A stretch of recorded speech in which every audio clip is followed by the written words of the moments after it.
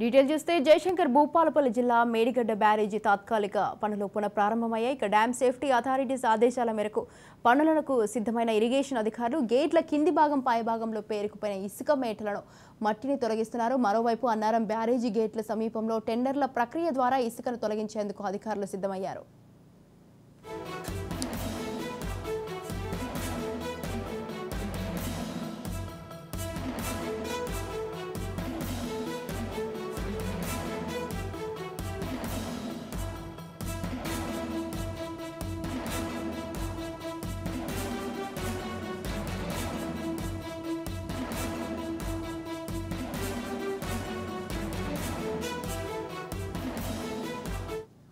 జయశంకర్ భూపాలపల్లి జిల్లా మేడిగడ్డ బ్యారేజీ తాత్కాలిక పనులు పునఃప్రారంభమయ్యాయి. డ్యామ్ సేఫ్టీ అథారిటీస్ ఆదేశాల మేరకు పనులను సిద్ధమైన ఇరిగేషన్ అధికారులు గేట్ల కింది భాగం పై భాగంలో పేరుకుపోయిన ఇసుక మేటలను మట్టిని తొలగిస్తున్నారు. మరోవైపు అన్నారం బ్యారేజీ గేట్ల సమీపంలో టెండర్ల ప్రక్రియ ద్వారా ఇసుకను తొలగించేందుకు అధికారులు సిద్ధమయ్యారు.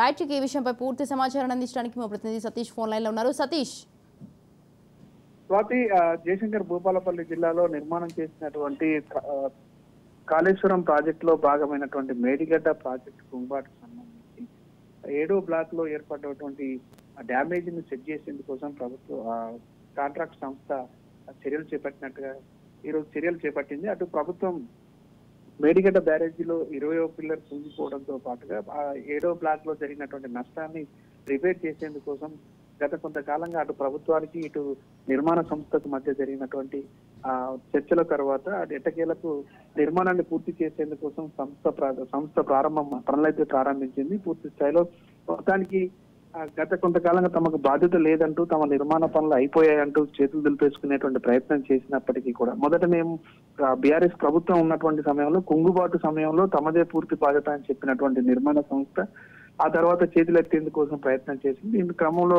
అటు తెలంగాణ ప్రభుత్వం వారిపైన తీవ్రమైనటువంటి ఒత్తిడి తీసుకొచ్చినటువంటి నేపథ్యంలో నిర్మాణ పనులు ఎట్టకేలకైతే ప్రారంభించారు. ఈ రోజు దానికి సంబంధించి అందుబాటులో ఉన్నటువంటి పూర్తి స్థాయిలో నిర్మాణానికి సంబంధించినటువంటి అంశాలపైన పూర్తి స్థాయిలో సమగ్రమైనటువంటి నివేదిక అనంతరం డ్యామ్ సేఫ్టీ అథారిటీ సూచన మేరకు పరిశీలన బృందం వచ్చిన తర్వాత దానికి సంబంధించినటువంటి నిర్మాణానికి సంబంధించినటువంటి తగు సూచనలు తీసుకొని పనులు అయితే ఈ రోజు ప్రారంభించారు. గురువారం అందుబాటులో ఉన్నటువంటి ఒక గేటును కూడా ఎత్తడం జరిగింది. దీంతో పాటు 7వ బ్లాక్ లో 11 గేట్లు ఉండగా అందులో 8 గేట్లు స్ట్రక్ అయిపోయి ఉన్నాయి. దాని లోపల ఉన్నటువంటి ఆ గేట్లను కూడా మరమ్మతు చేసేందుకోసం చర్యలు చేపడుతున్నారు. మరోవైపు రేపు కూడా ఆ గేట్లను పూర్తి స్థాయిలో ఎత్తేటువంటి యోజనలో అధికారులు ఉన్నట్లుగా తెలుస్తోంది. డ్యామ్ సేఫ్టీ అథారిటీ ఆదేశాల మేరకు ఇరిగేషన్ అధికారులు పనులను అయితే చేపడుతున్నారు. గేట్ల కింద భాగంలో లోపల పేరుకుపోయినటువంటి ఇసుక మేటలను మట్టిని కూడా తొలగించేందుకోసం చర్యలు అయితే చేపట్టారు.